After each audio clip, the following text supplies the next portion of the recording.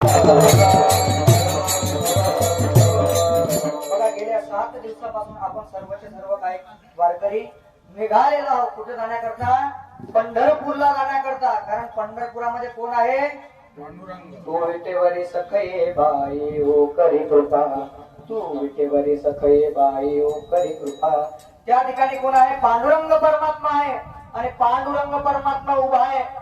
आपण चाललेलो आहे एखाद्या ठिकाणी. जर तुम्ही चालले परंतु त्या ठिकाणी जर तुम्हाला मानत नसेल तर जाण्यामध्ये काही अर्थ आहे काय? नाही. तुम्हाला बोलावलंच नाही, तुम्ही जासान काय? नाही. मग असं तर आतापर्यंत तुम्ही म्हणता कोणी सांगितलं नाही की बा पांडुरंग परमात्मा बोलावतो जाऊ द्या. हो तो काय करतो? आपली वाट पाहतो की वाट पाहे उभा.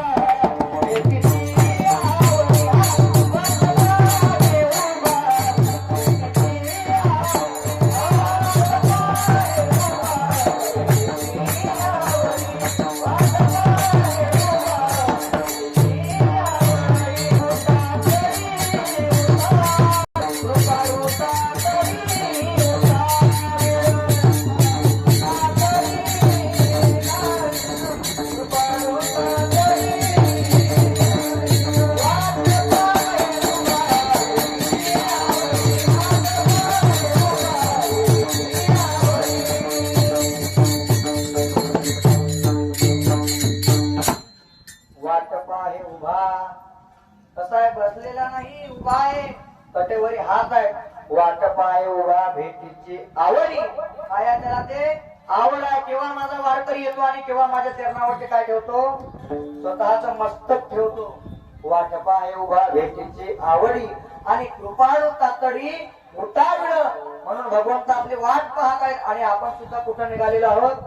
नाचत जाऊ त्याच्या गावाडे खेळूया सुख देईल विसावारे. या ठिकाणी बघा बरं आपल्या सोबत तरुण तर आहेतच, लहान लहान बालक मंडळी, आमच्या गुरुजींचे सर्व विद्यार्थी हे तर आहेतच. परंतु मला माहिती नव्हतं की आपल्या भागातून तरी एवढ्या वयाचे टोपीवाले पांढरे केसेवाले येत असतील. परंतु काही नवल नाही. कारण तुका म्हणे वृद्ध होते करणे रे. हा सोहळा कसा आहे महाराज? या ठिकाणी बघा बरं एवढे मोठे आपल्या दिंडीमध्ये कमीत कमी 200 लोक तर असतील. नाही 200 150 तर पक्की 100 त्याच्या खाली 100 लोक तर आपल्या दिंडीमध्ये नक्कीच आहेत. मला सांगा याच्यामध्ये प्रत्येकाची जात कशी आहे? बोलत चला तुम्ही. कशी आहे? वेगळी आहे काय?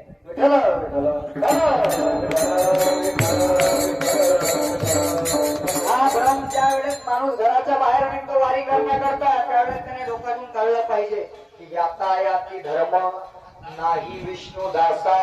आणि निर्णय हा ऐसा वेदशास्त्री. आपण सर्व कोण आहोत? एका जातीचे आहोत. आणि आपली जात म्हणजे काय?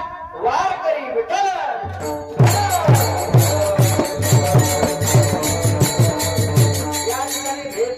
सर्वचे सर्व आपण कुठे निघालेले आहोत? वारी करता. गेल्या 7 दिवसापासून कित्येक प्रवचन झाले, कित्येक कीर्तन झाले. आपण सर्वांनी श्रवण केलं वारी वारी वारी वारी वारी. हे वारी म्हणजे नेमकं काय? तर तुम्हाला माझ्या अल्पशा मतीप्रमाणे थोडंफार सांगून जातो की वारी म्हणजे काय. बघा 4 क्षेत्रामध्ये व या शब्दाला खूप महत्व आहे. पहिलं क्षेत्र म्हणजे राजकारण, दुसरं क्षेत्र म्हणजे संसार व्यवहार, तिसरं विद्यार्थी अवस्थेमध्ये असणाऱ्या. ज्यावेळेस विद्यार्थी अवस्थेमध्ये विद्यार्थी असतो त्यावेळेस सुद्धा व या शब्दाला खूप महत्व आहे. आणि चौथा आहे परमार्थी. कशाला महत्व सांगितलेलं आहे मी? व या शब्दाला महत्व आहे. कशा कशात? राजकारण, संसार, परमार्थ आणि विद्यार्थी दशा. आणि याच्यामध्ये सुद्धा एकाच वला किंमत नाही. प्रत्येक क्षेत्रामध्ये 3 व आहे. सर्वप्रथम सांगितलं विद्यार्थी. विद्यार्थ्याचे लक्षण काय? आर्तचेष्टा बकध्यान श्वान निद्रा तथैवच अल्पहारो गृहत्यागो विद्यार्थी पंच लक्षण. या विद्यार्थ्याने विद्या ग्रहण करताना काय केलं पाहिजे? सर्वात प्रथम वेळ महत्वाचे. घडी घडीने साधावी. वेळ खूप महत्वाचा आहे. विद्यार्थी दशेमध्ये 10वी ची बोर्डाची परीक्षा जवळ आली आणि हा काय करतोय? इंस्टाग्राम, टेलिग्राम, अजून कोणतं असते ते स्नॅपचॅट, जीपीटी काय असते ते पाहत राहतो. आणि त्या ठिकाणी परीक्षेला गेला तर याला परीक्षा सोडवता येणार काय? नाही. म्हणून पहिला व कोणता महत्वाचा आहे?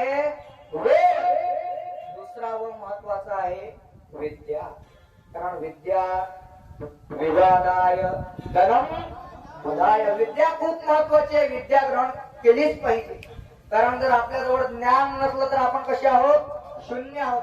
म्हणून दुसरा व म्हणजे कोणता विद्यार्थी कसे येतील? विद्या. आणि तिसरा व म्हणजे काय? तर वैराग्य. साधक बघा, तुम्ही आळंदीमध्ये गेले असाल ना, सर्वचे सर्व जवळपास आमचे सर्वचे सर्व वारकरी मंडळी त्या ठिकाणी काय करतात? जोग महाराजांच्या संस्थेमध्ये काय करतात? विद्यार्जन करतात. मग त्यावेळी अशी हिप्पी नाही वाढवत, काही डोकरासारखी केस नाही नाही नाही. काय असते? सर्व सर्वांची चप्पी. आणि गाईच्या खुरा एवढी काय असते महाराज? शेंडी असते. कपाळाला काय लावतात? नाकापासून तर 12 अंगुल सांगितलेलं शास्त्राने. शेंडी पर्यंत काय लावतात? शिडी लावतात. काही काही लोकांना ते फार असं सुद्धा वाटत नाही. परंतु हे वैराग्याची काय आहे? पहिली पायरी आहे. कारण साधकाचे लक्षण ते दर्शवते. साधकाचं लक्षण नाथरायने पुरचं पूर्ण चिरंजीव पद साधकासाठी काय केलेलं आहे? सोपवलेलं आहे. चिरंजीव पद पावावयासी अधिकार कैसा साधकासी किंचित बोलू निश्चयसी. काय सांगितलं? पूर्णच पूर्ण साधकाने काय केलं पाहिजे ते सांगितलं. कोणी? नाथरायांनी आपल्या चिरंजीव पदामध्ये सांगितलं. म्हणून दुसरा व म्हणजे काय? विद्यार्जन. आणि तिसरा म्हणजे काय? वैराग्य. कारण विरक्ती वाचवणे काही तकण्याची नाही. जर तुमच्याकडे वैराग्य नसेल, काही वैराग्य महापावेजी गुरुजींनी काल घेतली ना होई, घेतली ना होई. भाई वैराग्य महापाविजे. तुमच्याकडे जर वैराग्य नसेल तर तुम्ही विद्या ग्रहण करू शकणार नाही. तीन व कोणते कोणते? कोणते कोणते? कोणते कोणते? पहिला व वेळ, दुसरा व विद्या, आणि तिसरा व म्हणजे काय? वैराग्य. हे झालं विद्यार्थी दशेत. दुसरं म्हणजे काय? संसारामध्ये व्यवहारामध्ये सुद्धा 3 वला खूप महत्व आहे. मी तुम्हाला वारीचं महत्व सांगतोय बरं, शेवटच्या टप्प्यामध्ये येणार नाही. दुसरं म्हणजे काय? व्यवहारामध्ये 3 वला सुद्धा खूप महत्वाचा आहे. पहिला व म्हणजे काय? पहिला व म्हणजे विरोध. व्यवहारामध्ये राहणाऱ्या माणसाने, हे आता आम्ही सांगू नये कसं, ज्यांचं झालेलं त्यांना चांगलं माहिती आहे. घरामध्ये कसं असलं पाहिजे? खेडीमेडीचं वातावरण असलं पाहिजे. म्हणजे पहिला व म्हणजे कोणता? विनोद त्याच्याकडे असला पाहिजे. दुसरा वैभव. वैभव केवढा असलं पाहिजे हो? दारामध्ये तर बुलेट शिवाय गाडीच नाही, परंतु स्वतःची मामाची नाही. नाहीतर मग गाडी असते मामाची, त्याला भाषातून फिरली नाही नाही, त्याला अर्थ नाही. दुसरा व म्हणजे कोणता? वैभव. आणि तिसरा व म्हणजे काय? तर विनियोग. आणि तेच या ठिकाणी संतोष भाऊकडे आहे. विनियोग जर त्यांच्याकडे आज नसता तर त्यांची दान करण्याची इच्छा शक्ती झाली नसते.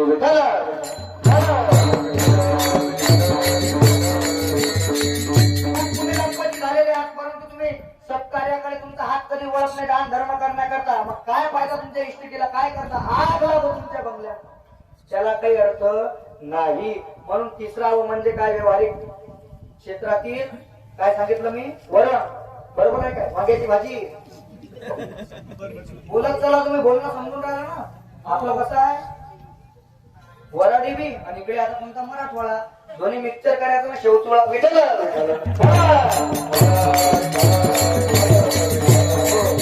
म्हणून विद्यार्थी दशेतील पहिला व म्हणजे काय? वेळ.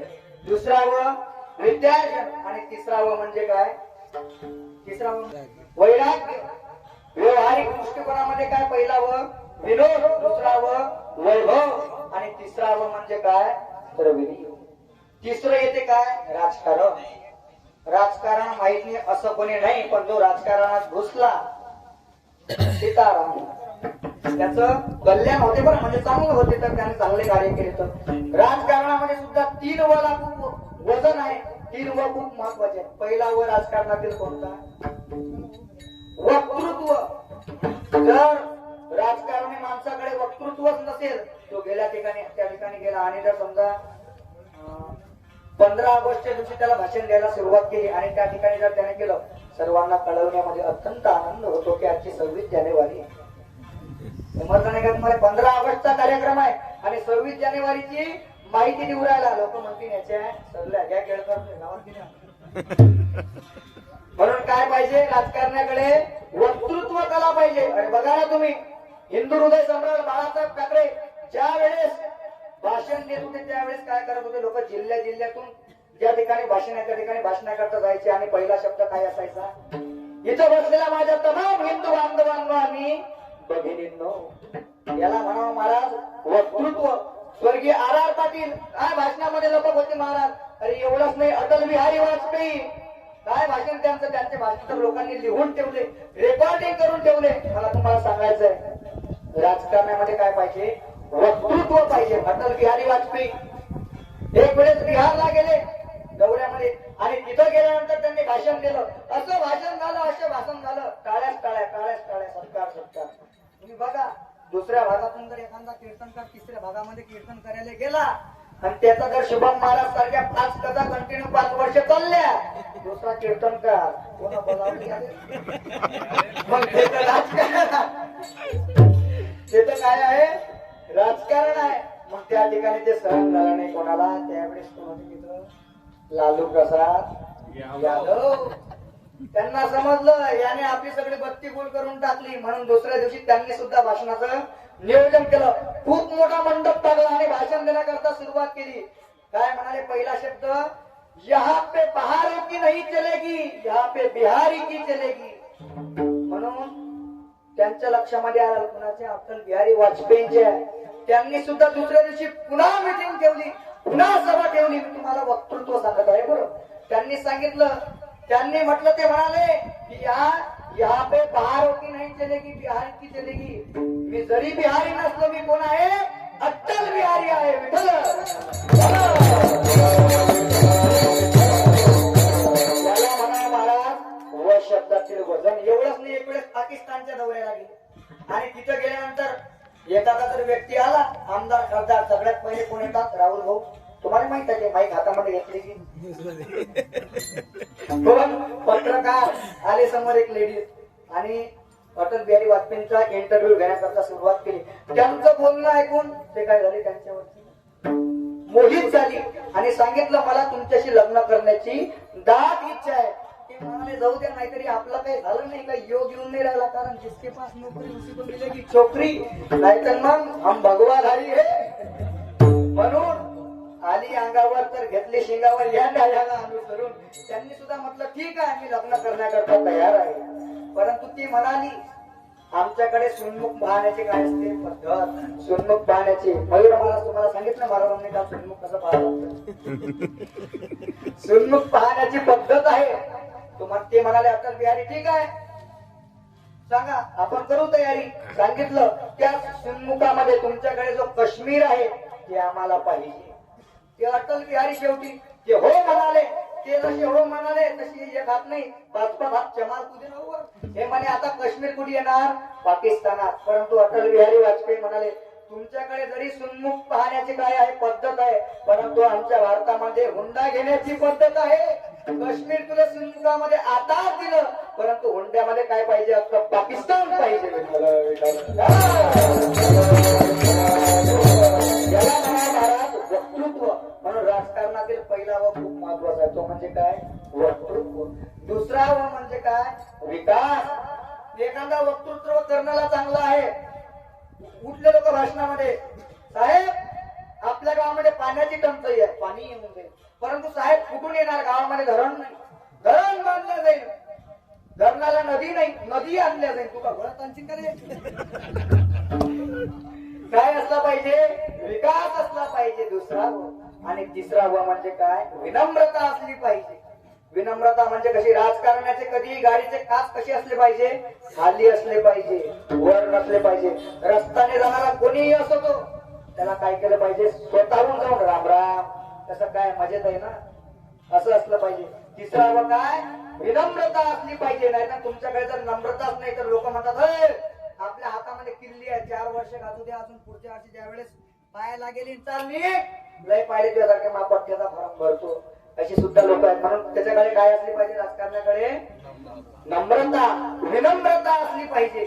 आणि चौथं जे आहे ते म्हणजेच काय आहे, कोणतं क्षेत्र, परमार्थी क्षेत्र. पहिलं काय सांगितलं मी, साधक विद्यार्जन करण्याच्या वयामध्ये काय महत्वाचं आहे, पहिला व वेळ, दुसरा व मला सांगायचा कसं मला भुलायची बिमारी आहे.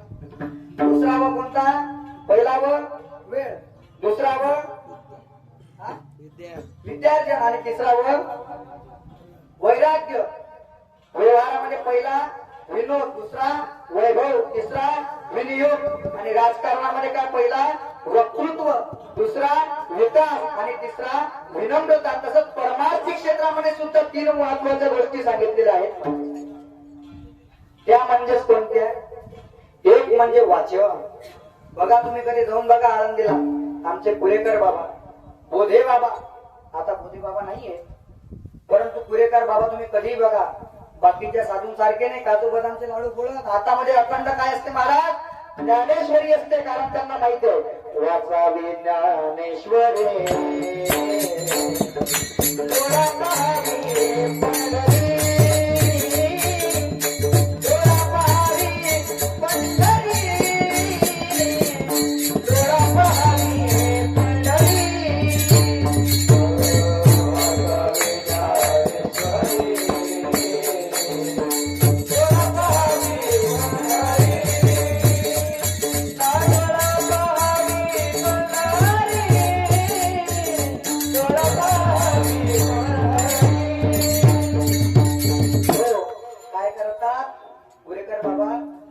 वाचन करतात. म्हणून परमार्थ म्हणजे जो आहे त्याने काय केलं पाहिजे? सर्वात महत्वाचं वाचन.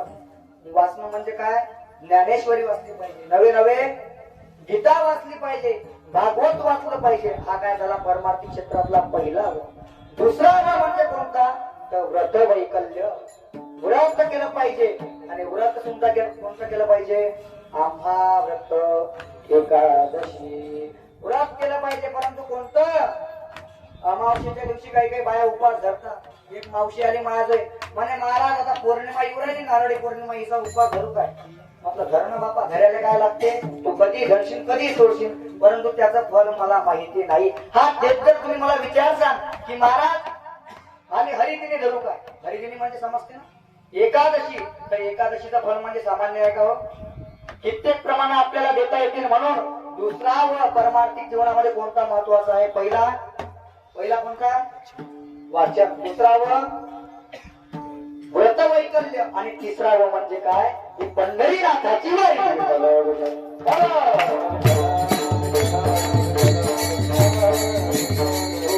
हे झालं साधारणतः वारीचं महत्व. नाही बरं, फक्त वारी का केली पाहिजे हे मी तुम्हाला सांगितलं. म्हणून होय होय वारकरी, पाहे पाहे रे पंढरी. दुसऱ्या साधनांचं काम नाही. फक्त काय केलं पाहिजे? रस्त्याने चालत असताना काय केलं पाहिजे? बडबड नाही. नाहीतर मग बिस्किटचा पुळा आला की तसं नाही. अरे महाराज, काही काही जण तर आपल्या दिंडीमध्ये असे आहेत, आपण भाग्यवान आहोत. काही काही गावातील लोक आपल्या दिंडीमध्ये आलेले आहेत, कुंगाव सारख्या, ज्यांच्या गावातून प्रत्येक महिन्याला पंढरपूरची वारी केली जाते. जरी ते गाडीनं जात असतील, परंतु प्रत्येक महिन्यामध्ये ते काय करतात? पंढरपूरला वारी करतात, जातात. कारण त्यांना माहिती आहे वारी जर केली तर पांडुरंग परमात्मा आपल्याला कशाचीच कमतरता भासू देणार नाही. फक्त आपण वैष्णवांच्या सोबत चालताना काय केलं पाहिजे? मुखाने नामचिंतन केलं पाहिजे की गात जागा प्रेम मागा विठ्ठला.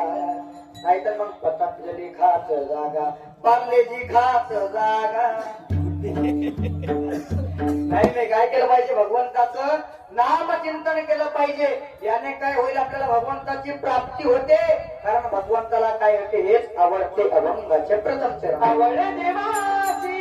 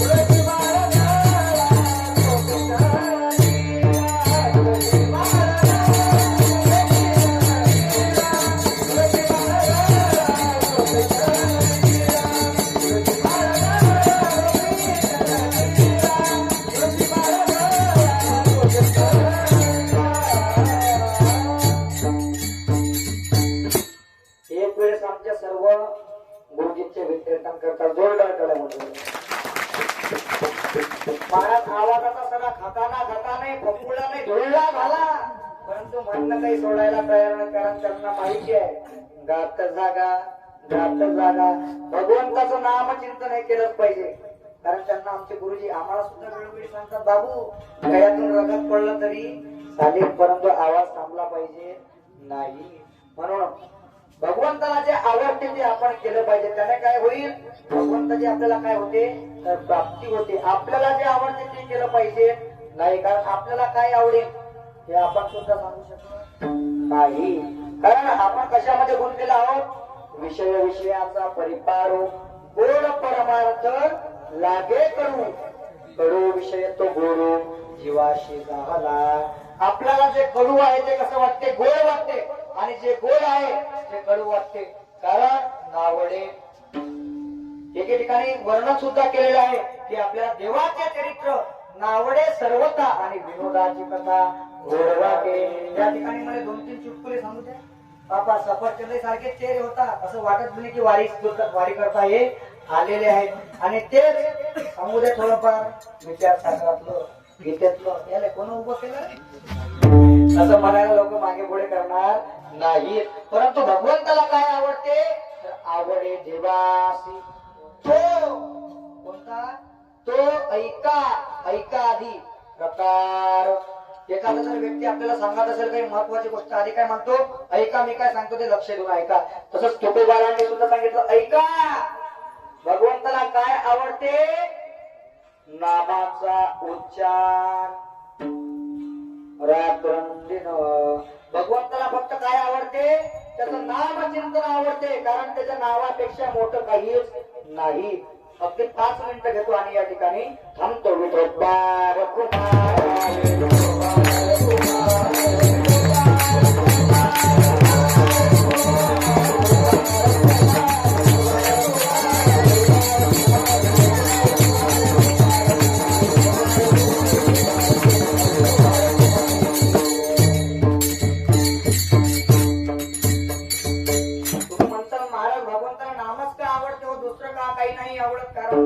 भगवंताच्या पेक्षा सुद्धा मोठा आहे.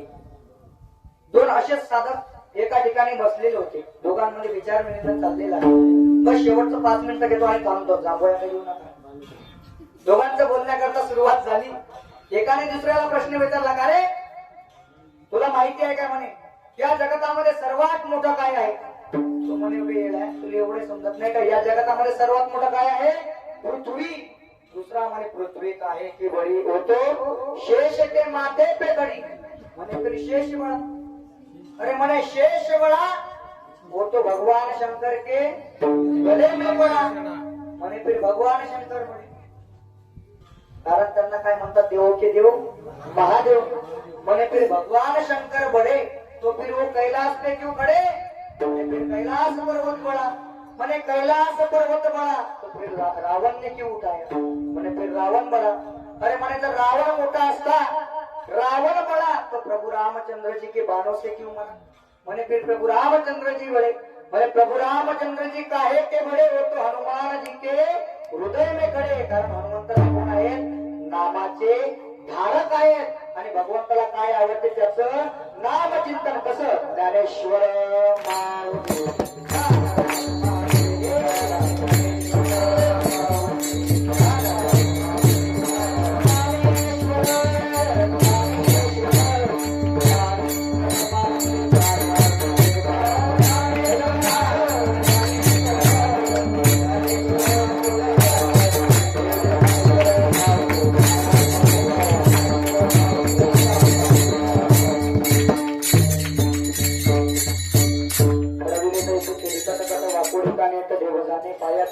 काही बोलिलो विनोदी मग क्षमा करणे समजे नाही अंगभूत युक्ती.